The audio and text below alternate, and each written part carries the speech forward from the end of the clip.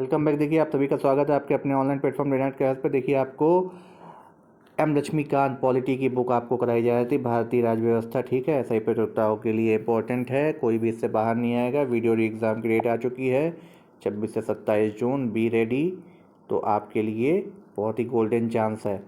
तो 26-27 जून के लिए इंपॉर्टेंट है यहाँ से क्वेश्चन जो आएगा। ठीक है, क्योंकि पंचायती राज वहाँ से जुड़ता है आपका, यह सभी आपको पता है। ठीक है, साथ ही साथ आपको बता दें यूपी पीसीएस 2023 का जो 14 मई को एग्ज़ाम है उसके लिए बेहद इंपॉर्टेंट ये वीडियो होने वाला है।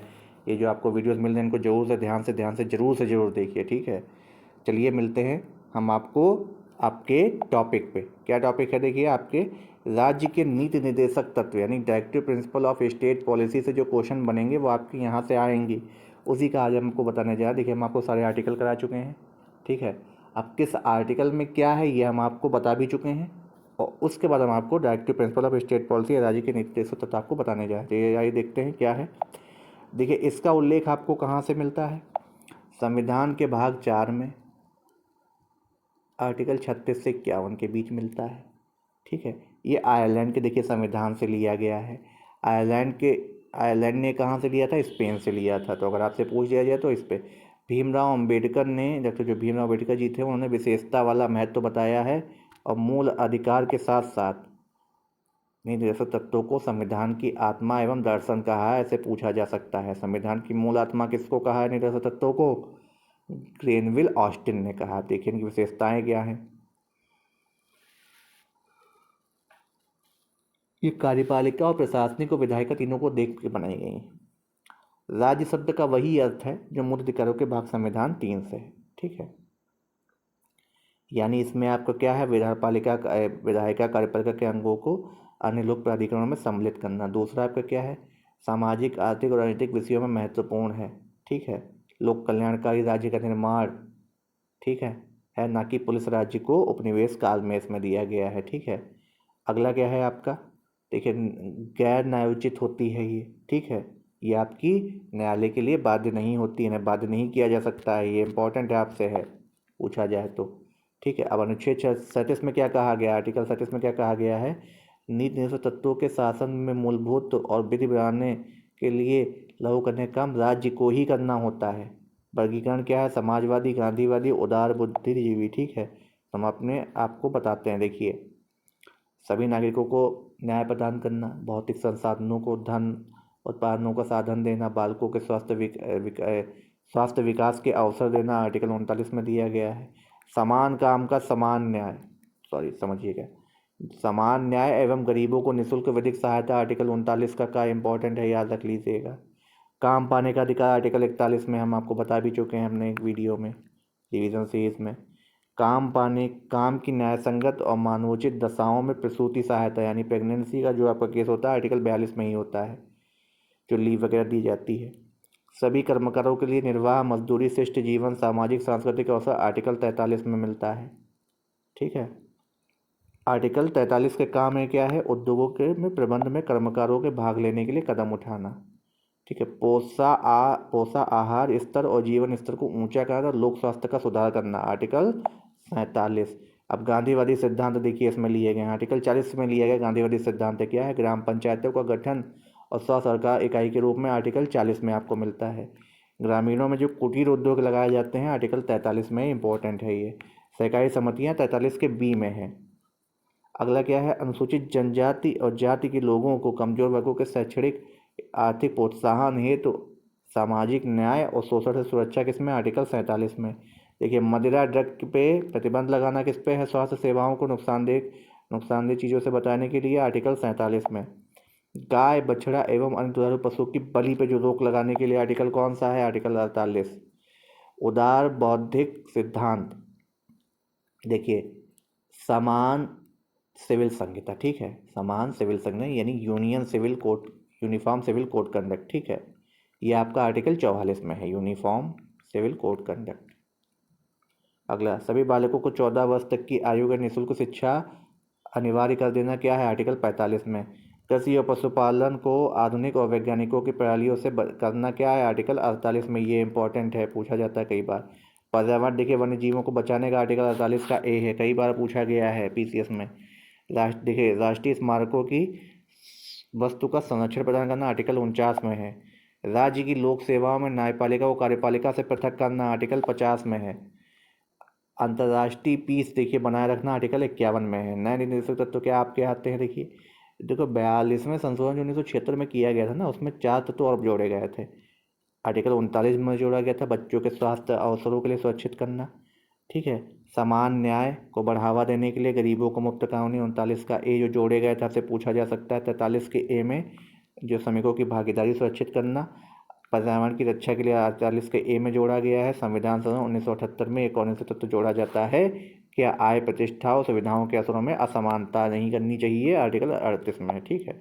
अब देखिए कुछ आपके संशोधन आए थे, देखिए 86वां संशोधन इसमें 45 जिसे देखिए वस्तु को बदला गया। अब इसमें क्या है, आर्टिकल आपका जो जोड़ा गया 21 के 1 के काम में जोड़ दिया गया कि सभी को 6 वर्ष तक बोला गया था। फिर जो 57वां संशोधन अभी से 14 वर्ष वैसे कर दिया गया है, ठीक है। 57वां संशोधन अधिनियम जो आया उसमें सहकारी समितियों को निदेशक तत्व से जोड़ दिया गया था, ठीक है। अब देखिए इनको लाने के ये आप इसके लिए न्यायालय में नहीं जा सकते हैं, ये भी आपको बताए दे रहे हैं, ठीक है। क्वेश्चन आपसे बनता भी है। राज्यों के पास पूरी शक्ति होती है इसको लागू करने की है, ठीक है। तो केटी शाह ने क्या कहा था, आंतरिक कर्मकांडी बताया, इसकी तुलना एक चेक जो बैंक में है उसका भुगतान बैंक संसाधनों की अनुमति पर ही संभव से की है। नसीरुद्दीन जी ने कहा था ये सिद्धांत और 9 वर्ष के प्रस्तावों की तरह है जो जनवरी को टूट जाते हैं। टीटी कृष्णामाचारी ने कहा था भावनाओं का स्थायी कूड़ागर।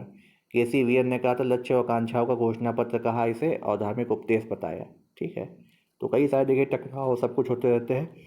देखिए संधानम समिति आई थी, उस पर जो था कि सेंटर और राज्यों के बीच जो राष्ट्रपति और प्रधानमंत्री संवैधानिक टकराव होगा वो होता भी है, जैसे दिल्ली को आप देख सकते हैं, ठीक है। हालांकि यूनियन टेरिटरी का वो हिस्सा है तो इस वजह से वहाँ पे और रहते हैं।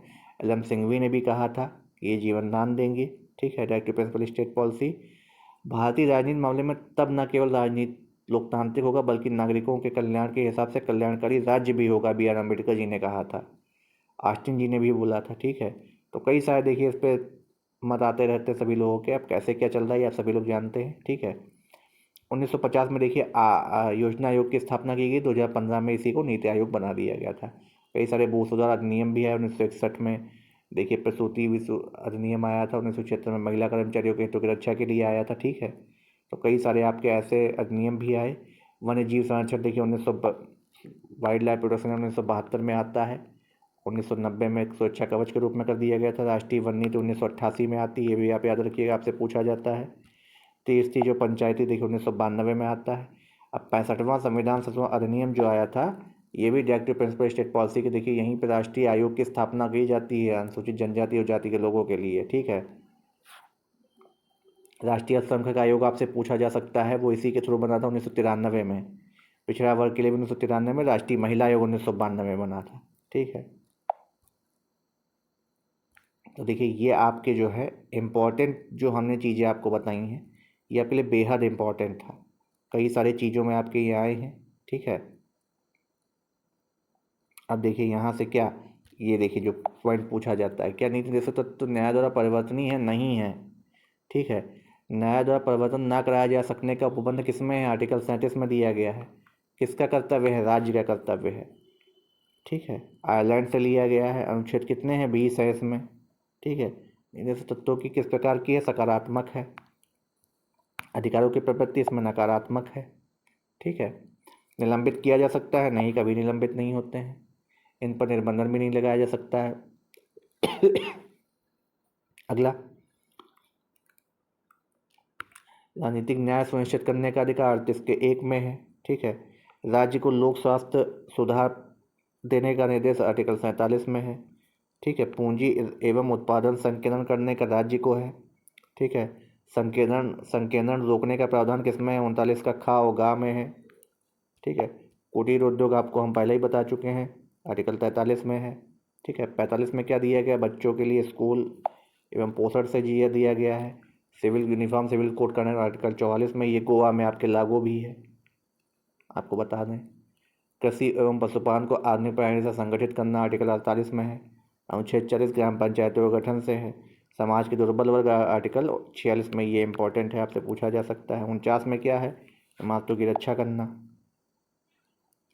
न्यायपालिका कार्यपालिका से अलग किसमें होती है? 50 के 1 में, ठीक है। 39 के काम में क्या है? समान न्याय निःशुल्क विधिक, ठीक है।